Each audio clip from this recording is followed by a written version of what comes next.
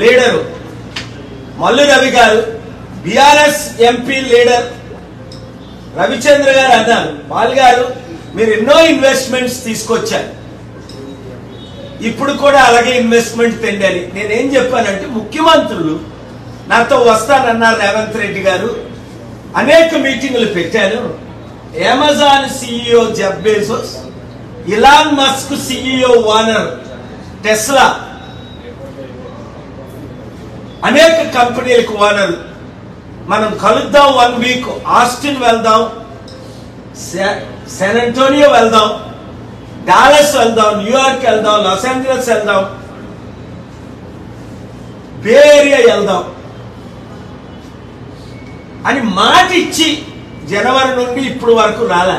ఇప్పుడు ఆయనకు అర్థమైంది ఇంకెన్ని ట్రిప్లు వేసినా రాజకీయ నాయకులు ఎవరు నమ్మట్లేదు. చంద్రబాబు నాయుడు గారు ఇక్కడ కౌన్సిలర్ ని కలుస్తున్నాడు. కౌన్సిలర్ అంటే 200 దేశాల్లో 200 అంబాసిడర్లు ఉంటారు, 2000 మంది కౌన్సిలర్స్ డిసైడ్ చేయరు investments. Presidents, prime ministers decide చేస్తారు.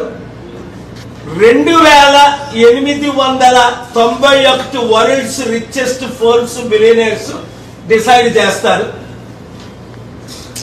Hollywood main actors, directors, producers మద్దతు నాకుంది, మీకు తెలుసు, మీరు చూస్తారు.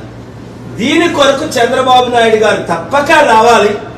అక్టోబర్ 1, 2, 3 తేదీలు నాతో అమెరికాలో ఉండాలని మనవి చేస్తున్నాను. మీడియా ద్వారా డైరెక్ట్ గా ఆయనకి లెటర్ కూడా పంపించాను. Thank you very much.